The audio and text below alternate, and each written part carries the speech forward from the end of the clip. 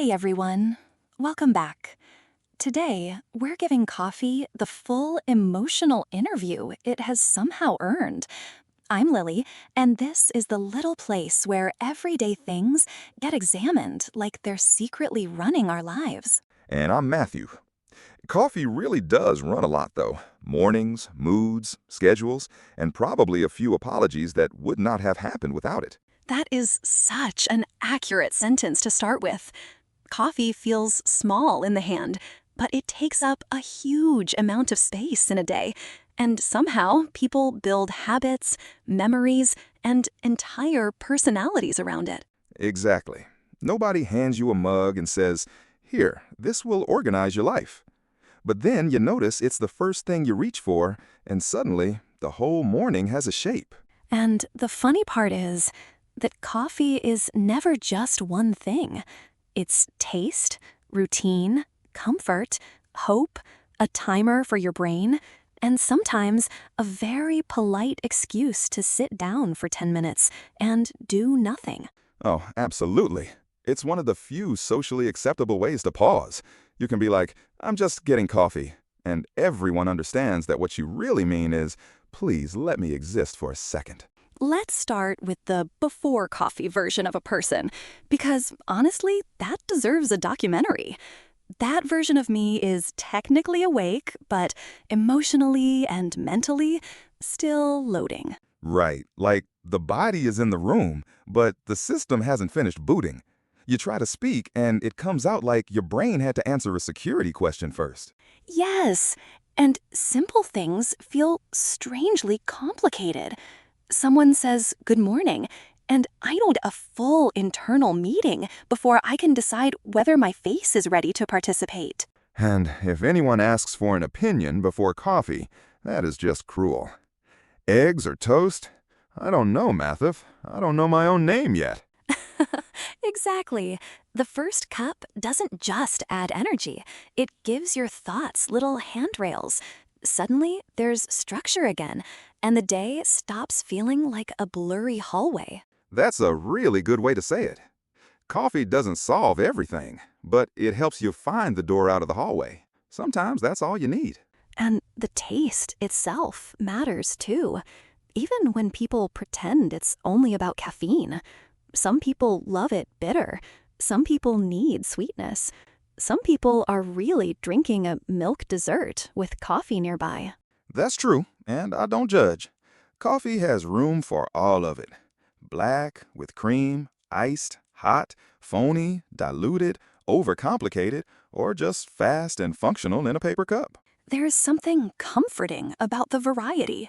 It means coffee can match a mood. Tired morning? Coffee.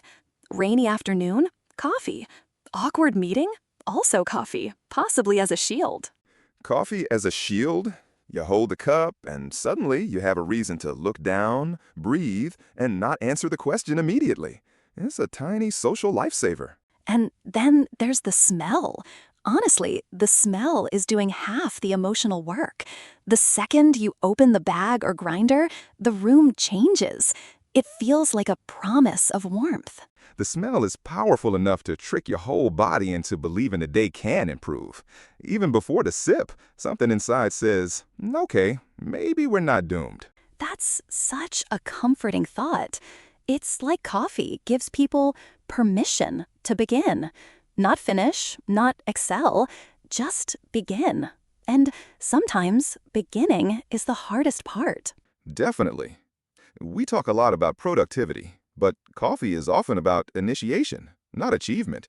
It's the little spark that says, you can start the thing now. And starting feels huge when you're tired. There's a reason the first cup of the morning is treated almost like a ceremony. It isn't just consumed, it's welcomed. That ritual matters. The kettle, the machine, the pour, the wait. Even the sound of brewing can feel like the day is slowly becoming readable again. I love that word, readable. Before coffee, everything feels slightly scrambled. After coffee, you can read the room, the email, the mood, maybe even your own face in the mirror. And the mug is part of that. Everybody has a favorite mug, and they insist it doesn't matter, but it absolutely matters. The shape, the weight, the handle, it all contributes. Yes, the mug is a tiny trust relationship. Some mugs feel too heavy, some are too small, some are just right in a way that makes no rational sense at all. And if your favorite mug goes missing, the morning becomes suspicious. You start asking serious questions about the universe before 8 a.m. Truly, coffee is one of those rare things that people form attachment to in layers. First, it's the drink, then it's the ritual, then it's the object, then it's the memory. Memory is a huge part of it. The smell can bring back a kitchen, a season, a person, a conversation you thought was long gone. Coffee doesn't just wake you up. Sometimes it opens old doors. That can be so gentle. You take a sip and suddenly you remember being at your grandmother's table or a train station or a college apartment with terrible chairs and very good mornings. Or a specific cafe where you felt like your whole life was about to change, even if all you were doing was sitting with a notebook and avoiding your responsibilities. We don't have to call that avoiding responsibilities. We can call it reflection. Coffee is excellent at making procrastination look philosophical. That is dangerously true. One cup and suddenly staring out the window feels like a legitimate inner life. Coffee can make stillness look productive. And I think that's one reason people love cafes. Home coffee is practical, but cafe coffee is atmospheric. It comes with sound, light, movement, and the feeling that you're part of something. Yes, cafe culture is its own soft little world. You get the low voices, the clinking cups, the laptop people who look busy, and the people who are definitely just reading one paragraph repeatedly. That is an elite category of human behavior. The cafe says you may sit here and be alone without being isolated. No one asks you to explain yourself, which is honestly rare. And that's probably why people keep returning. Not because every cafe is perfect, but because the environment gives them a temporary pause from being needed by everything. That line is so true. Coffee shops can feel like neutral ground for the mind. You're not home, not at work, not fully in transit. You're just suspended for a moment. Suspended, yes. And when the world feels loud, that suspension can be deeply restoring. Even if the only thing you accomplish is drinking slowly and letting your shoulders drop.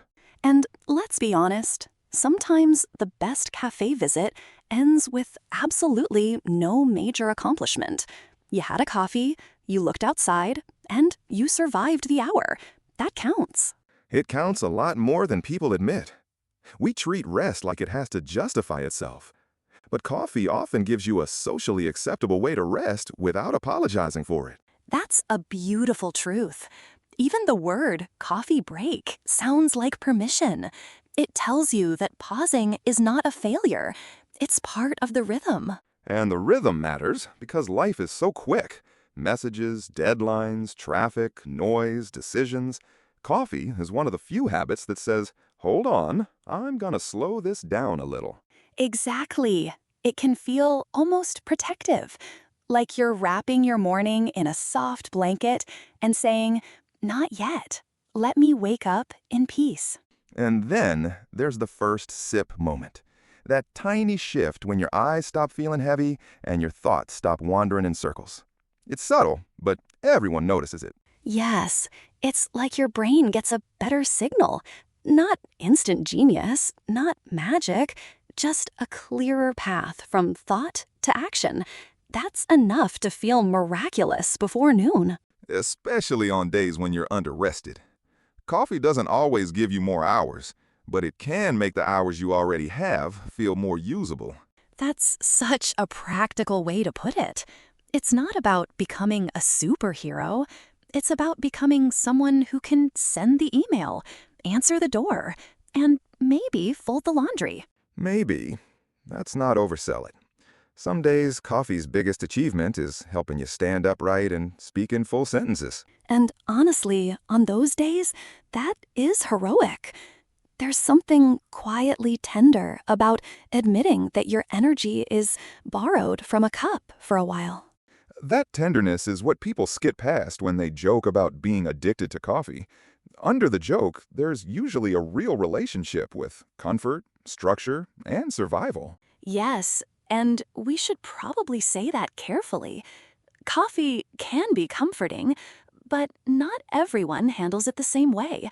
Some people feel calm, some feel jittery, and some people are basically invited to a small disaster. True, it's not a universal miracle. It's a personal tool. For some, it's a helper. For others, it's a reminder to switch to tea and sit down before things get dramatic. Tea people do have a very serene reputation, but coffee people are out here with a different energy. More urgency, more ritual, more willingness to start the day with a conversation. And more willingness to defend that conversation, apparently. Let's talk about why people get emotionally attached to the routine itself, because it's not just the substance. Right. It's the sequence. Wake up, fill the kettle, wait for the machine, smell the brew, hold the mug, take the first sip.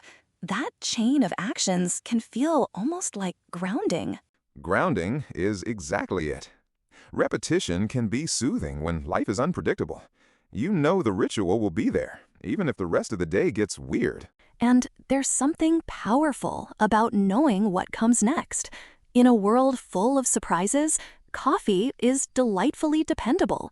It shows up, it smells familiar, and it lets you begin again. That dependable quality is why people miss it so much when they try to quit.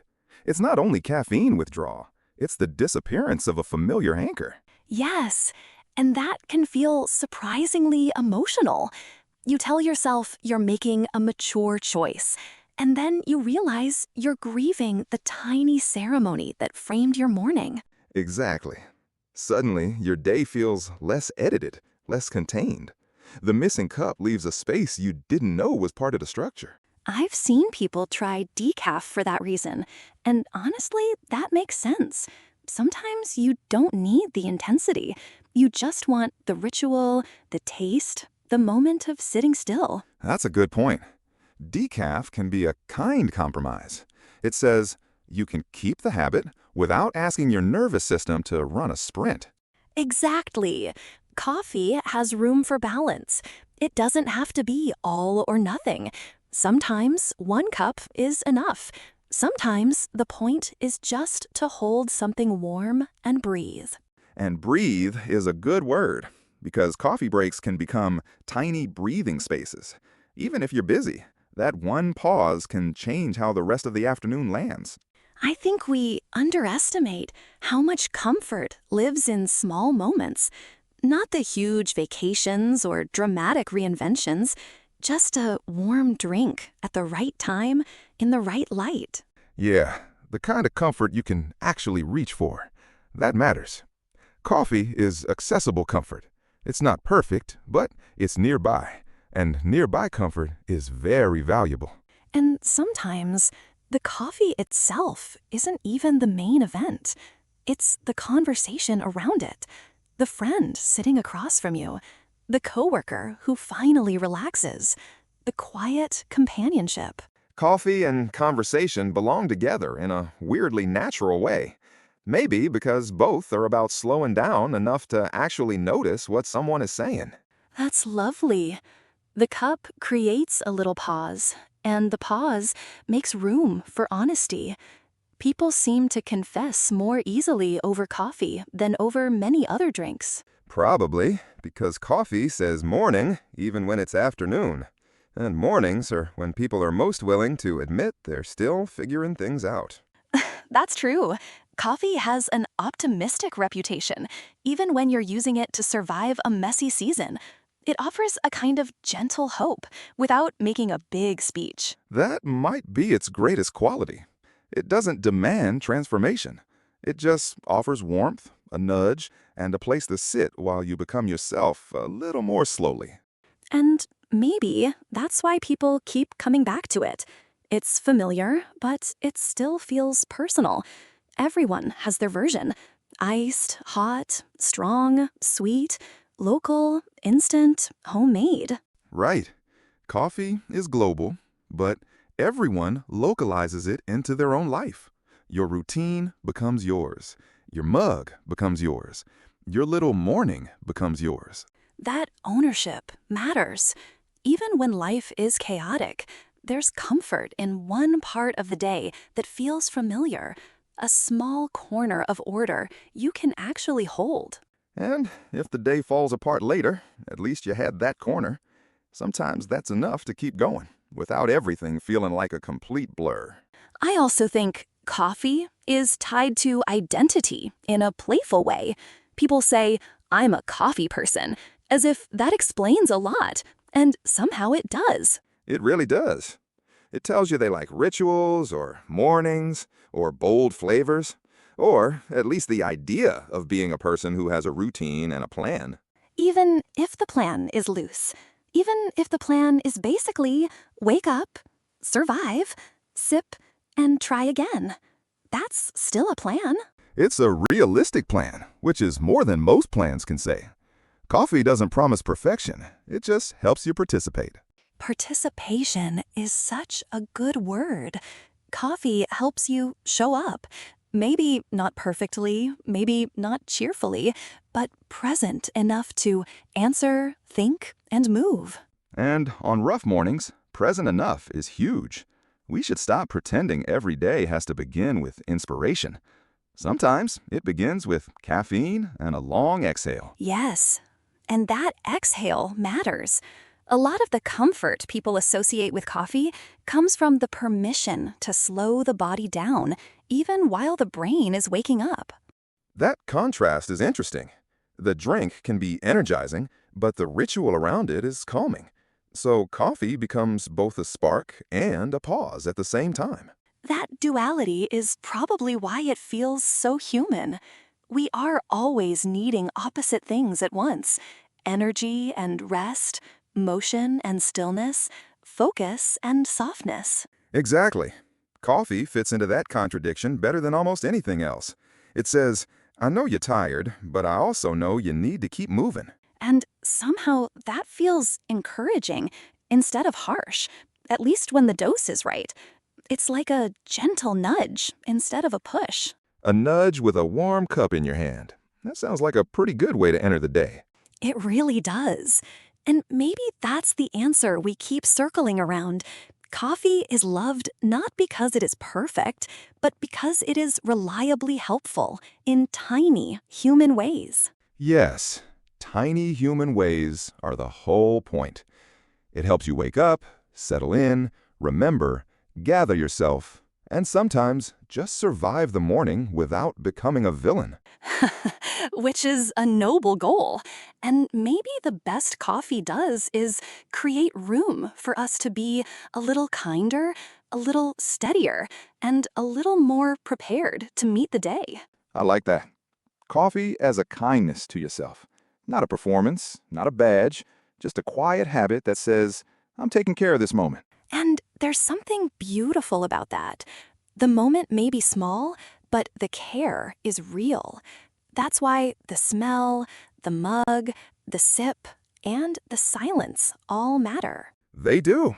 And maybe the reason we keep talking about coffee is because it gives language to something many people feel but don't always notice: the need for soft beginnings. Soft beginnings. I love that.